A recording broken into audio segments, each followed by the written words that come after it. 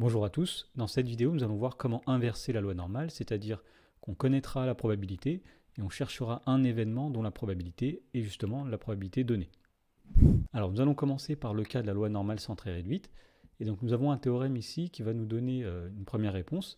Alors soit grand X, une variable qui suit la loi normale centrée réduite, on se donne alpha un nombre compris entre 0 et 1, et bien ce théorème nous dit qu'il existe un unique nombre qu'on appelle U de alpha strictement positif, donc sur le schéma il est situé ici, tel que la probabilité que x soit compris entre moins u alpha et plus u alpha, eh bien ce soit égal à 1 moins alpha.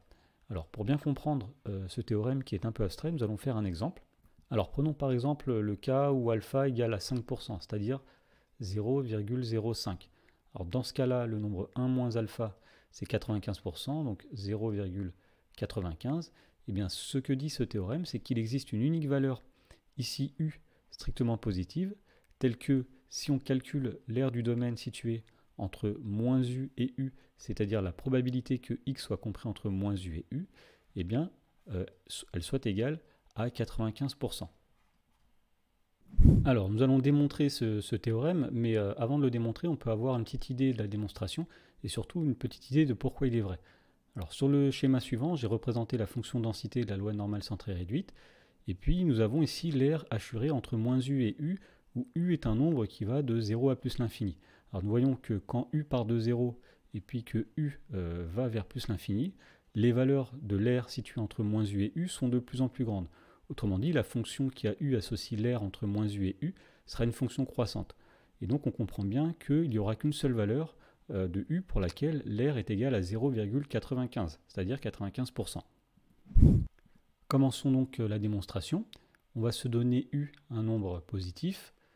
Et on va commencer par dire que P de x compris entre moins u et u, eh bien, c'est égal à 2 fois P de x compris entre 0 et u.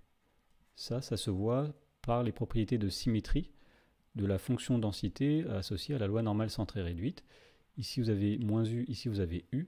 On voit donc que P de x compris entre moins u et u, c'est 2 fois P de x compris entre 0 et u. Alors, si on revient à la définition de cette probabilité, c'est 2 fois l'intégrale de 0 à u de la fonction densité associée à la loi normale centrée réduite, c'est-à-dire 1 sur racine carrée de 2pi, exponentielle de moins 1,5 de x carré dx.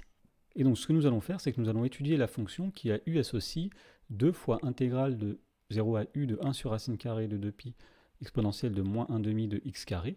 Autrement dit, on va commencer par lui donner un nom. Donc on va poser grand F de u, la fonction qui a u associe 2 fois l'intégrale de 0 à u de 1 sur racine carrée de 2pi exponentielle de moins 1,5 de x carré dx. Alors nous allons étudier cette fonction, en particulier on va commencer par calculer sa fonction dérivée. Alors pour tout u positif, nous savons que la dérivée de u, eh bien c'est ce qu'il y aura à l'intérieur. Ici, nous sommes dans le cas d'une fonction où la variable est une borne de l'intégrale. Et donc, dans le chapitre sur les intégrales, nous avons vu que lorsqu'on dérive ce genre de fonction, il suffit de prendre la fonction qui est à l'intérieur. Donc ici, c'est exponentielle de moins 1,5 u au carré. On remarque en tout cas que cette fonction-là est strictement positive. Donc, la fonction grand F eh bien, est une fonction strictement croissante sur l'intervalle 0 plus l'infini. Donc, grand F est strictement croissante sur R+, et donc nous allons pouvoir appliquer le théorème des valeurs intermédiaires, ou du moins son corollaire. On commence donc par faire le tableau de variation de la fonction grand F.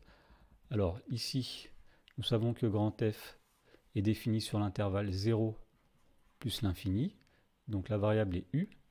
Alors nous avons vu que grand F' de u est toujours positif, et grand F est donc une fonction strictement croissante sur grand R.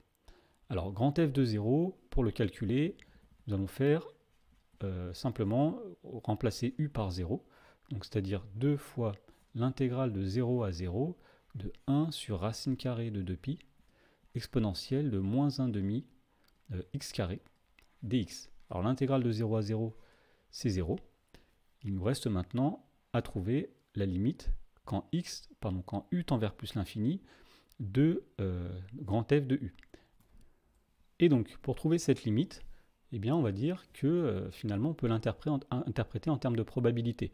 La limite quand u tend vers plus l'infini de la fonction grand f, eh bien on peut le dire comme étant 2 fois l'intégrale de 0 à plus l'infini de la fonction de densité, c'est-à-dire la probabilité que x soit compris entre 0 et plus l'infini, c'est-à-dire x positif.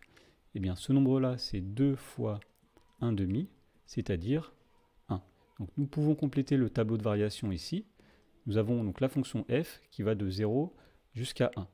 Et donc pour finir, nous disons que si alpha est un nombre qui appartient à l'intervalle 0, 1, alors le nombre 1 moins alpha appartient aussi à l'intervalle 0, 1, et nous voyons que 1 moins alpha va être une valeur qui va être prise une unique fois ici, et l'antécédent, nous pouvons le noter u de alpha.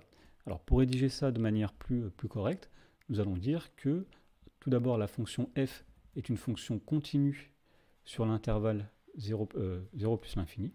Donc f est continue sur R+. Deuxième chose, la fonction f est strictement croissante sur l'intervalle 0 plus l'infini. Ça, nous l'avons démontré. Donc f est strictement croissante sur 0 plus l'infini. Et dernière chose, nous disons ici que le nombre 1 moins alpha, il appartient à l'intervalle image, il est bien compris, entre 0 et 1. Donc le nombre alpha appartient à l'intervalle grand f de 0, limite, quand u tend vers plus l'infini, de grand f de u. Et donc, sachant tout ça, nous pouvons dire que d'après le corollaire du théorème des valeurs intermédiaires, eh bien l'équation grand f de u égale 1 moins alpha possède une unique solution que l'on avait notée u de alpha. Donc possède une unique solution u de alpha qui appartient à l'intervalle 0 plus l'infini. Et comme nous avions vu que grand f de u c'était p de x compris entre moins u et u, eh bien cette équation-là possède aussi une unique solution qui est u de alpha. Alors nous allons voir un petit exemple. Jusque-là, ce qu'on a fait était assez théorique. Voyons voir quand on prend par exemple alpha égale 5%, comment on peut trouver la valeur de u de alpha. Alors on sait qu'il existe un unique u de alpha tel que p de x compris entre moins u de alpha et u de alpha égale 0,95. La question c'est comment trouver une valeur approchée. Alors il existe des fonctions sur les calculatrices qui permettent de trouver la valeur de u quand on connaît p de x inférieur ou égal à u. Alors faisons un petit exemple. Si alpha donc est égal à 0,05, on cherche le nombre u de alpha tel que p de x compris entre u de alpha et u de alpha égale 1 moins alpha, c'est-à-dire 95%. Et donc nous aimerions transformer cette équation sous la forme p de x plus petit que u de alpha égale quelque chose, puisque sur les calculatrices, c'est la seule forme d'équation qu'on peut résoudre. Alors on commence par dire que p de x compris entre moins u alpha et u de alpha, eh bien c'est pareil que 2 fois p de x plus petit que u de alpha moins 1 égale 0,95. Ça c'est une propriété de la loi normale centrée réduite qui a été vue dans la première vidéo de ce chapitre. Alors à partir de là, nous faisons passer le moins 1 de l'autre côté, ce qui donne plus 1. On obtient donc 1,95. Et pour finir, on divise par 2, ce qui donne p de x plus petit que u de alpha égale 1,95 divisé par 2, c'est-à-dire 0,975. Et à partir de là, on prend la calculatrice. Alors nous allons voir avec les modèles TI et les modèles Casio comment trouver le nombre u de alpha à partir des informations qui sont que p de x plus petit que u de alpha égale 0,975. Alors pour les calculatrices TI, nous allons taper sur la touche seconde var. On va sélectionner ensuite le menu numéro 3. Alors pour les calculatrices en français, c'est inv normal. Pour les calculatrices en anglais, c'est frac normal. On appuie sur entrée. Alors l'aire totale ici, c'était 0,975. On cherchait le nombre u tel que p de x inférieur ou égal à u est égal à 0,975. Ensuite, l'espérance vaut 0 dans le cadre d'une loi normale centrée réduite. L'écart type vaut 1. Zone ici, nous mettons gauche. On en reparlera tout à l'heure. Mais pour l'instant, si c'est p de x inférieur à u, x est à gauche de u. Et ensuite, nous exécutons et on trouve 1,96 environ. Alors pour les calculatrices Casio, donc nous allons dans Menu. Ensuite, nous appuyons sur la touche 1, donc nous allons dans le menu de calcul, nous appuyons sur Options, F5 pour Stat, nous allons choisir Dist comme distribution de probabilité, norme F1 pour la loi normale, et puis nous allons inverser la loi normale, donc inv n. Alors nous allons mettre les paramètres suivants. Donc tout d'abord, on écrit la probabilité, 0,975. Ensuite, nous mettons l'écart type, c'est-à-dire 1. Et nous mettons enfin l'espérance, c'est-à-dire 0. Alors dans tous les cas, nous avons trouvé que la valeur de U alpha, U0,05, c'est à peu près 1,96. L'interprétation, c'est que si Z suit la loi normale centrée réduite, la probabilité que Z se situe dans l'intervalle moins 1,96, 1,96, que je représente ici, eh bien la probabilité d'être dans cet intervalle-là est de 95%. Alors juste une remarque par rapport à l'utilisation des calculatrices. Pour calculer le nombre U de alpha dans le cas où alpha vaut 95%, 5%, c'est-à-dire la probabilité que x soit compris entre moins u et u soit égale à 95%, nous étions ramenés à une équation du type P de x inférieur à u égale 0,975. Mais finalement, avec les calculatrices d'aujourd'hui, on n'a pas besoin forcément de se ramener à ceci. On peut faire directement, à partir de cette équation, le calcul de u, enfin déterminer u avec la calculatrice. Alors nous allons voir comment faire avec les TI et avec les Casio. Alors avec les TI, nous appuyons sur seconde var. Comme tout à l'heure, nous allons dans inv normal pour inverser la loi normale. Et cette fois-ci, nous n'allons pas prendre une R de 97,5%, de 0,975, mais nous allons simplement prendre 0,95. Nous allons utiliser l'équation qui est en haut, pas l'équation qui est en dessous. Alors, l'espérance est toujours de 0, l'écart type de 1, et cette fois-ci, dans la zone, nous n'allons pas prendre gauche, ça n'est pas P de x inférieur ou égal à u, c'est P de x compris entre moins u et u. Donc x est au centre. Donc on sélectionne centre, on exécute ensuite l'instruction, et nous trouvons donc 1,96. En fait, ce que renvoie la calculatrice ici, c'est moins u et u. Donc nous voyons que u c'est 1,96 et moins u c'est moins 1,96. Alors pour les calculatrices Casio, on va faire la même chose. Nous allons dans menu, stat, nous allons choisir en dist, norme, on inverse la loi normale. Cette fois-ci, au lieu de choisir left, nous allons choisir, eh bien, hop, on va choisir center, donc F3 ici. Donc le mot-clé central s'inscrit. Et donc nous allons prendre cette fois-ci une probabilité de 0,95, puisque la probabilité que x soit au centre, donc entre moins u et u, est de 95%. Donc l'écart type est 1, l'espérance est 0. Et nous voyons que on nous renvoie aussi les valeurs de moins u et u. Donc moins u c'est moins 1,96 et u c'est 1,96. Alors jusque-là nous avons parlé de la loi normale centrée réduite, mais on peut faire tout ça pour des lois normales quelconques. Et les fonctions de la calculatrice seront les mêmes, vous le verrez. Alors exemple 3, on reprend l'exemple de la vache que nous avions vu dans la vidéo précédente. On rappelle que x suit la loi normale d'espérance 6000 et d'écart type 400.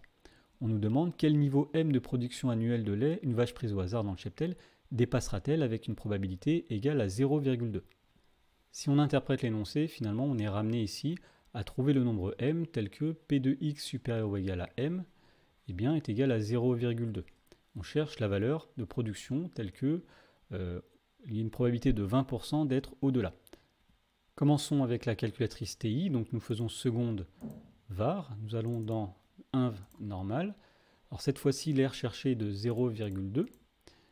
L'espérance ici vaut 6000, donc 6000. La variance vaut 400. Et alors si on interprète ce qui est écrit, P de x plus grand que M, donc x est à droite de M. Donc nous allons choisir ici hop, la zone droite. Et donc, si on sélectionne ceci et qu'on entre l'instruction, on trouve environ 6337. Avec les calculatrices Casio, donc nous allons faire la chose suivante. Nous allons mettre ici right, donc à droite, puisque P de x plus grand que M, x est à droite de M. L'air total, c'est 0,2. L'écart type, c'est 400. Et l'espérance est de 6000. Et donc nous trouvons ici que la valeur est de 6337 aussi. Si on résume ce qu'on vient de voir, donc à la calculatrice, on trouve que la valeur de M est environ de 6337 litres. Et l'interprétation qu'on peut donner, c'est qu'il y a 20% de chance qu'une vache prise au hasard dans ce cheptel eh bien, dépasse une production annuelle de 6337 litres. Alors pour finir ce cours sur l'inversion de la loi normale, il y a une petite propriété à retenir qui va vous donner, si vous voulez, certaines probabilités remarquables à connaître quand on est dans le cadre d'une loi normale quelconque. Alors, la propriété dit tout d'abord que la probabilité que x soit compris entre mu moins sigma et mu plus sigma, donc ici vous avez l'espérance, ici vous avez l'espérance moins 1 écart type, l'espérance plus 1 écart type, et bien vous avez 68% de chance que x soit compris dans cet intervalle. Deuxième propriété, P de x compris entre mu moins 2 sigma et mu plus 2 sigma, c'est 0,95.